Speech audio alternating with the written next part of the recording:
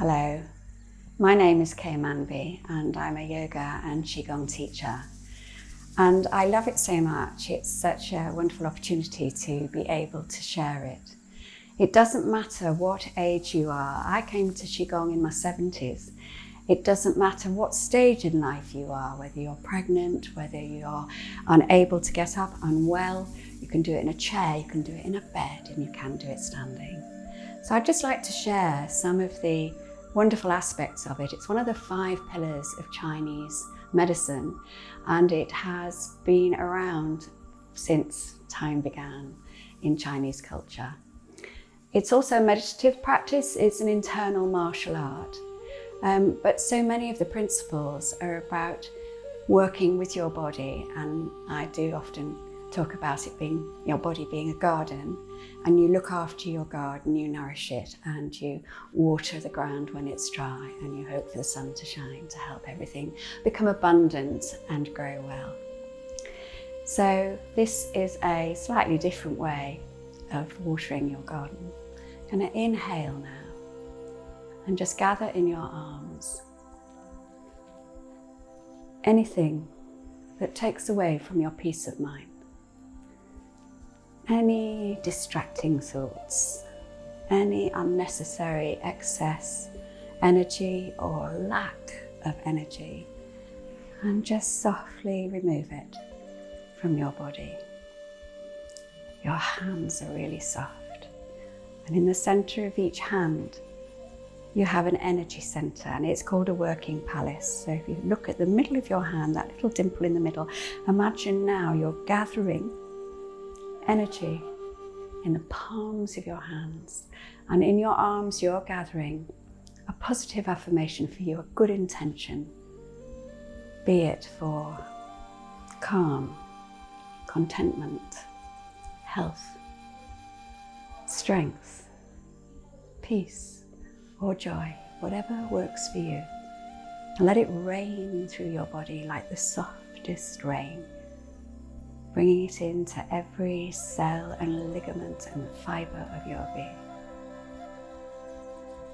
And then we'll seal it in, as you would seal in any food you'd like to keep fresh in a container, or precious contents in an envelope, remembering that your arms and your hands are sending a beautiful message of peace throughout your body. Drawing your hands softly to your dantian. Have a beautiful big inhale and sigh. In Chinese culture, it is believed that we age from the feet up. And we do find that as we age, it's often harder to get in and out of chairs. We push more through our arms and our shoulders to become upright instead of using our legs. So keeping the flow of energy flowing in your legs is vital. You can come to seated, or you can be seated throughout the whole of the practice and take a moment. You can lift the foot off the floor and really work your way all around the toes. And as you're circling around your ankles, just think of the beauty of your feet and then reverse it. 5 bones in your toes go to 4 bones in your feet, to 3, to 2, 3 in your ankle, 2, up your lower leg to 1. Keep those bones lubricated, then reverse. And then moving to the other leg, it's up to you. You can include some balance. It's really important to keep balancing by lifting the foot off the floor. And if balance isn't your thing, have the toes down, but work into the foot. Contain our feet in shoes and socks. Set them free. Work around the heel, the toes, maybe turning the toes over, and then reverse.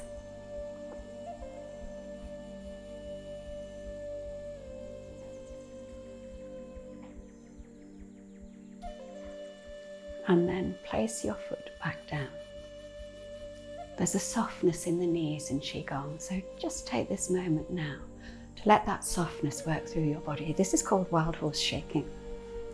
and the head goes and the arms go and the feet can go, but just feel that shake throughout your body. You can shimmy, you can shake, you can let one leg go, let the other leg go. It sends a fantastic vibration through the body. It wakes it up, it warms it up. You can swing from side to side, or you can stay centered. Animals shake when they've had a fright, had a scare, or had a loss. You'll see them shake. And then pause and just close your eyes. Imagine a little ping pong ball under each armpit. Imagine your fingers are sort of dripping down towards the floor. Your knees are slightly bent, your feet are rooted and strong. And notice any vibration, any movement of circulation through your body. Imagine it like a sort of warm honey, moving the toxins around so that you have energy flows in your body, free flowing, keeping your body healthy and nourished and strong. And we'll move to something called constant bear. And this is a form of tapping. You tap your shoulders, you can tap your kidneys, tap your hips. You can move your head or not move your head. Depends on whether or not it makes you feel dizzy. So, constant bear deals with fear and water. A bear is at the top of the food chain. It doesn't have much to fear except for man. And so it has a confidence and a strength. And this is great release for your spine and your hips and your shoulders. And the tapping sends a nice vibration down through your body.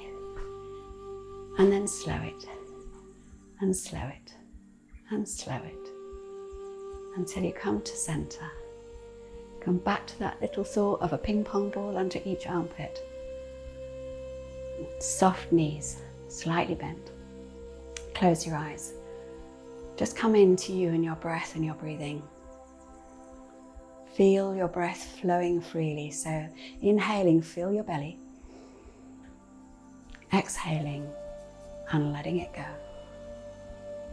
And as you do this, imagine you're filling your lungs with new, fresh oxygen.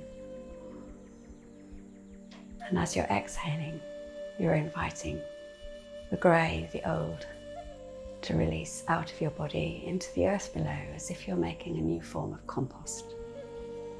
One more breath in this way. It's called Wuxi, standing, unlimited potential. You have unlimited potential as you stand here. Breathe. Full and deep. And then letting everything go. And we'll move to the knees. So you make what's called a tiger's mouth. Hands come to just above your knees. Now, if you've got creaky knees, unstable knees, slightly sore knees, make it a small movement. The practice of Qigong is really one of less is more. Slow medicine at work. In a world of instant gratification, we're not used to being slow. And if you can practice when you're absolutely at peak fitness and wellness at 85% of your level, that's fine. And if you're feeling slightly tired, weary in any way, then no more than 60, and then reverse it. And you can go really low. We're not trying to attain anything here. We're not trying to achieve. We're just inviting the joints to be oiled, greased, almost as if you're, just gently moving synovial fluid around your joints. And if you do not move your joints, we'll come up to the hips now, if you don't move them, that synovial fluid does not move around the joint. It's in a little sac and it needs the invitation to come out. So feel that flow. And our bones and our joints dry with age. So this is a great way, and reverse, to keep that at bay. Prevention, little and often. Do you know what? A few minutes each day will be beneficial for body and mind. And then we're going to come up to the shoulders, and we're going to do opening and closing the gates. So you open the gates up by taking the shoulders back. If you have any kind of shoulder injury, lower it down, keep it smaller, keep it more compact. Opening the gates, opening the lungs, take the head back only if it's safe for your neck, otherwise don't. And then closing the gates. You bend your knees and the backs of the hands come towards each other. So opening and then closing. So as you're doing this, you're moving your spine, you're moving your upper body, you're moving your knees. You're inviting more oxygen to come into your lungs. And just remember, your heart will take the best oxygen first for itself, because it looks after itself first, before circulating the rest around your body. And one more. Open. And close. And then releasing softly back down. Move slowly, move carefully, move kindly. Your neck puts up with a lot. If you look at screens, if you drive a lot, your neck needs to move. So you have two ways of doing this movement. One is to invite one ear towards one shoulder, tip the chin down at the other ear to the other shoulder, and then take the head straight across. Or you can take your head back, but be very careful with doing that, particularly if you've got any neck discomfort, and make sure you bring your teeth together to do it.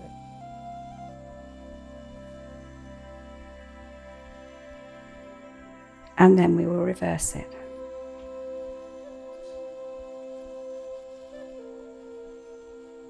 And don't do what you see me doing, do what feels right for you.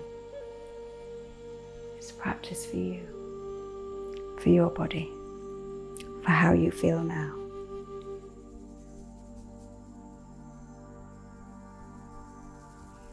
And then bringing your head back to center. Just do something for the hands.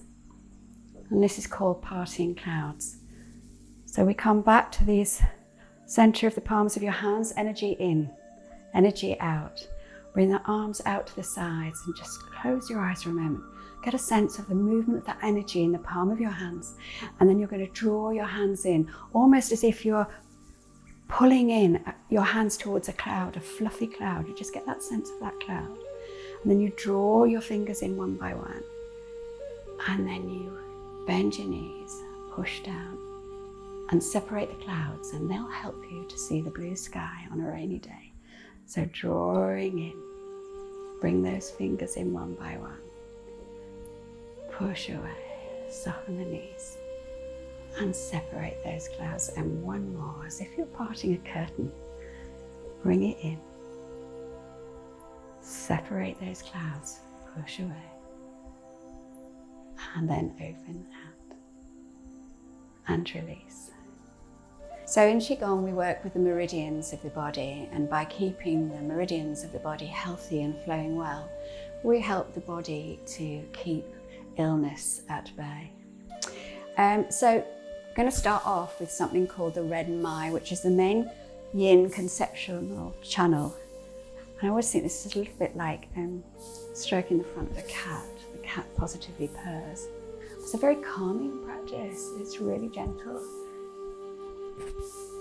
And from there, we're going to move to the yin arm channel. So this is the inner arm, and you're working here with the heart, with the heart's shield and protector, the pericardium, and the lungs. So this is a way of really helping those parts of your body to function well. So you're just softly going down the inner arms, from the shoulder and down, just nice gentle pressure down the arms. And just imagine you're sort of sweeping out any dust, unclogging any areas that might be a bit stuck. And then we move to the other arm. and it's easy. And it's a very powerful practice. Don't underestimate it because it isn't noisy or fast. And then we move to the yang channels for the arm, and you're making a soft fist with one hand and feel free to tap.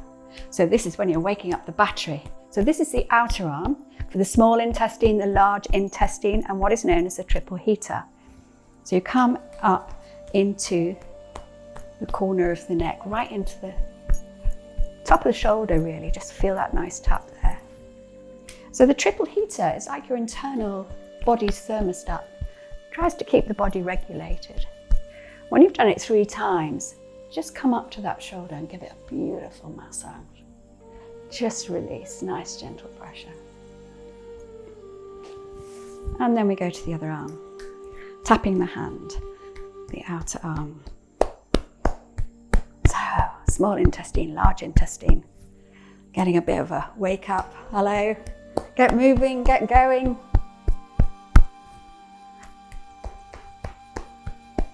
And then on the third one, just give that shoulder a gentle massage. I'm just going to come to the kidneys now. So your kidneys are just at the back of your waist, just above it. And it's really nice to make a soft fist and circle around those kidneys. Particularly in winter time, our kidneys have to work a bit harder. They store fear. So keeping them well helps us to have a bit more faith and courage. And then reverse that. And then to sweep away any debris from your kidneys, we're going to sweep down the back of the legs. So you just sweep through toes.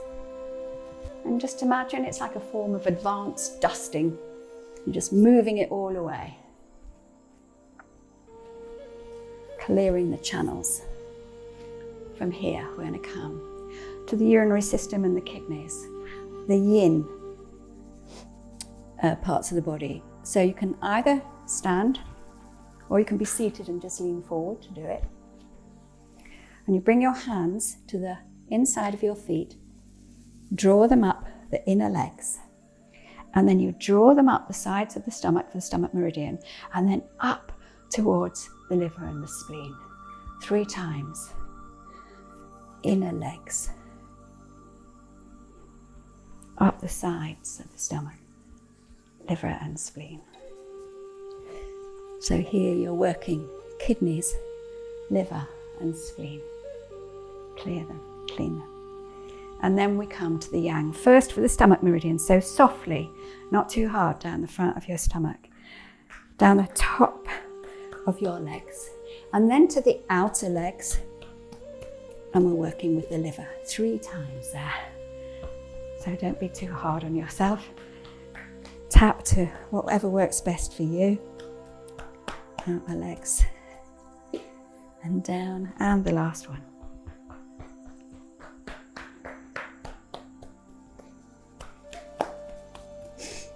And then finally we move to one of my favourites. It's for the gallbladder, and it's a really lovely patting down of your body. So this is sending a message to your nervous system that all is fine.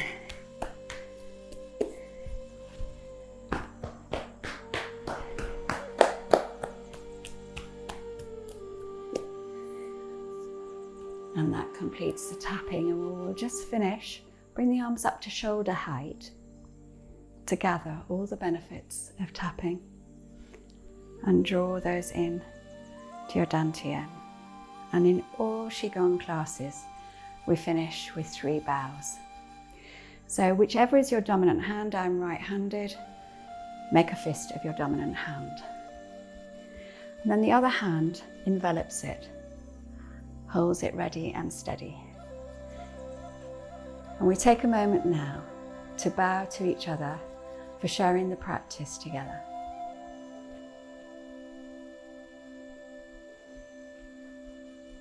And our second bow is to our teachers, past, present and future, whoever or whatever they may be. They may be a pet, it may be nature, it may be books, it may be people. We bow to them all.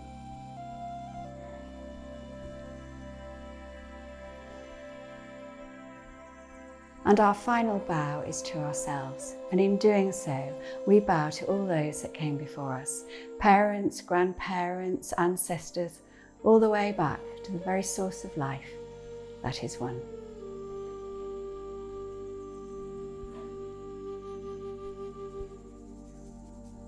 Thank you.